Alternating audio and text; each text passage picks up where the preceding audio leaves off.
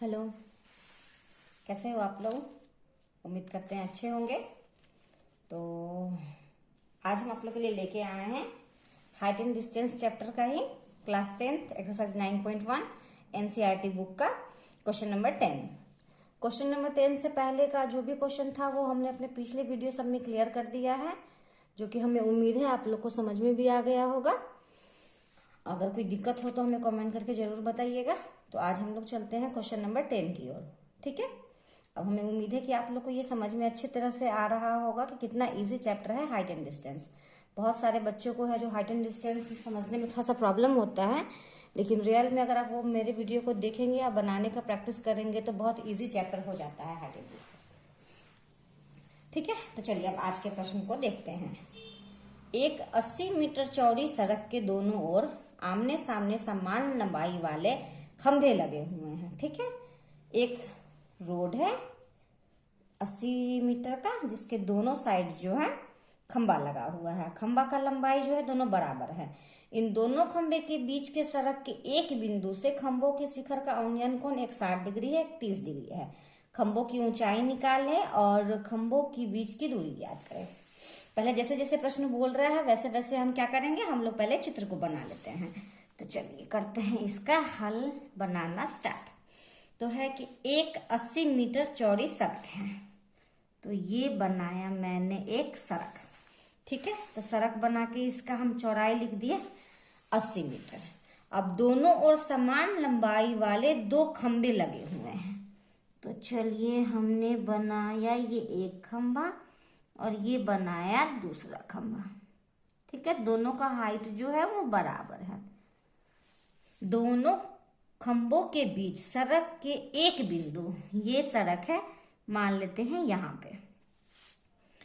शिखर का उन्नयन कोण, खंबे के शिखर, खंबा ये है, इसका शिखर ये हुआ, तो इसका उन्नयन कोण जो है एक बना रहा है 60 डिग्री और दूसरा बना रहा है 30 डिग्री, ठीक है। दोनों खंभों की ऊंचाई ज्ञात कर रहे हैं। इस तरह से फिगर को समझेंगे।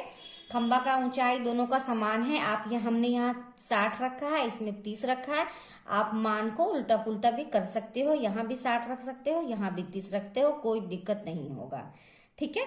तो अब बोला है कि दोनों खंभों का ऊंचाई जो है वो बराबर है, तो हम मान लेते हैं कि ये इसको h और इसको h। अब पूरा माना है ये 80, तो हमको चलो इसका पहले नामकरण कर लेते हैं। ये A हो गया, ये B हो गया, ये C हो गया, ये D हो गया, ये O हो गया, ठीक है। कोई दिक्कत नहीं है। जैसे जैसे प्रश्न बोल रहा है वैसे वैसे हम बस चित्र को बना लिए हैं। चित्र बनाने के बाद आप लोग आसानी तरीके से जो है प्रश्न का हल कर सकते हैं। तो चलिए ये पूरा 80 है, तो हम इसको मान लेते हैं, BO को मान लेते हैं x। तो x में से इसको घटाएंगे तो ये भी निकल जाएगा, तो ये पूरा में से हम x को घटा दिए तो ये निकल गया OD, ठीक है। तो अब हम लोग क्या करेंगे, अब हम लोग यहाँ पे मानेंगे। चलो ठीक है, दिख रहा है, समझ में आ रहा है। चलिए अब मानते हैं। माना खंभों की ऊंचाई, जो जो हमने ऊपर लिखा है उसको मान लेते हैं। खंभों की ऊंचाई को हमने क्या माना है h, ठीक है। और OB माने हैं ना, तो OB बराबर लिख दो आप लोग x और OD बराबर लिख दो 80 माइनस x। कोई दिक्कत नहीं। अब क्या करना है, अब हम लोगों को करना है ऊंचाई का मान ज्ञात करना है। तो हम सबसे पहले इसको हम बंद कर देते हैं, तो हमको एक समकोण त्रिभुज दिख रहा है, तो इसमें हम लोग साइन कोस tan का वैल्यू करके ऊंचाई निकालते हैं। तो यहाँ लंब और आधार P और B का संबंध क्या होता है, tan थीटा। थीटा के जगह पर हम कितने डालेंगे 60 डिग्री, तो tan 60 डिग्री बराबर हो जाएगा AB आप बटा में हो जाएगा BO। कोई दिक्कत नहीं, ये हमने पहले क्वेश्चन में ही बता दिया है कि मेन साइन कॉस tan का संबंध समझना है। जिसको संबंध में आ गया उसको सवाल निकालने में कहीं से भी दिक्कत नहीं होगा। और tan 60 का वैल्यू क्या होता है, तो tan 60 का वैल्यू होता है √3 बराबर AB को हमने माना है h, अब BO को माना है हमने x। चलिए क्रॉस मल्टीप्लीकेशन करते हैं, तो h बराबर हो गया मेरा x इंटू √3। कोई दिक्कत नहीं। चलिए ठीक है, अब हम लोग क्या करते हैं, अब हम लोग लेते हैं, अच्छा यहाँ पे लिख दीजिएगा त्रिभुज ABO में।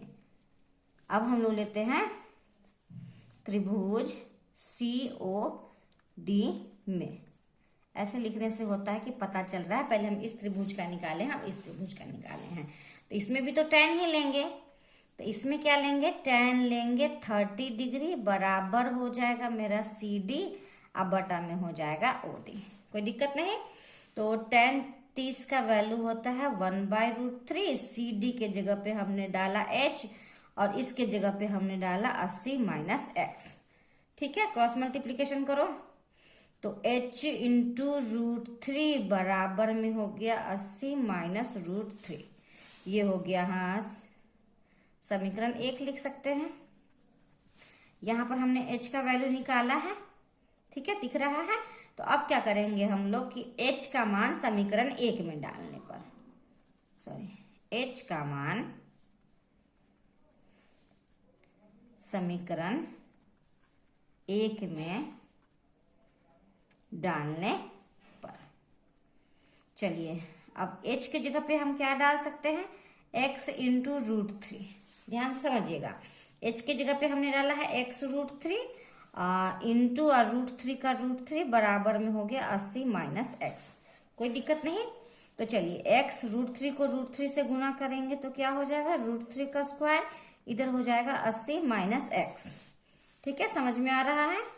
अब देखो x हो गया, स्क्वायर से रूट कैंसिल हो गया, बराबर में हो गया 80 माइनस x।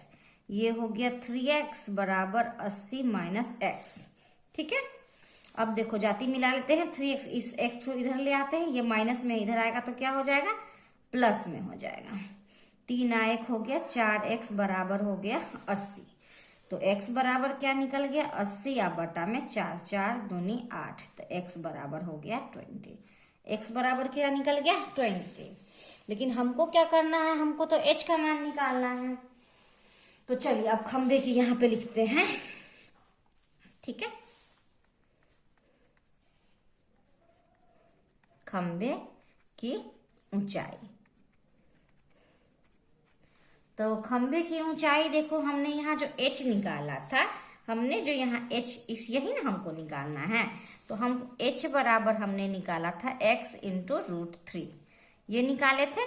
तो चलिए h बराबर करते हैं, x के जगह पे हम लोग 20 डाल सकते हैं, 20 या इंटू √3, तो बराबर हो गया 20√3।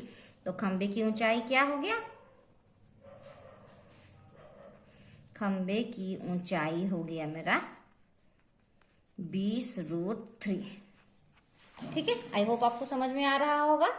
तो यहाँ पे क्वेश्चन में बोला था खंभों की ऊंचाई और खंभों के बीच की बिंदु ज्ञात कीजिए। तो खंबे की ऊंचाई तो हमने निकाल दिया 20√3। अब हमको क्या निकालना है, खंभों के बीच की दूरी। यहाँ लिखो, अतः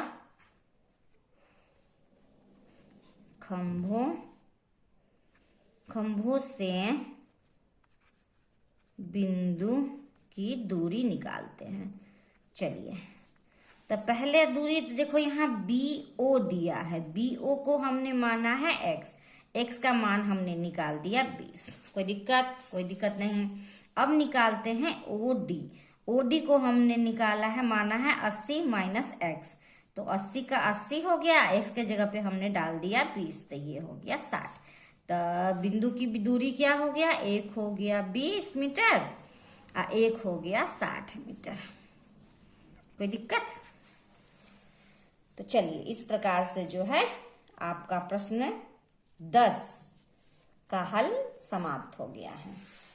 आई होप आप लोग को समझ में भी आ गया होगा।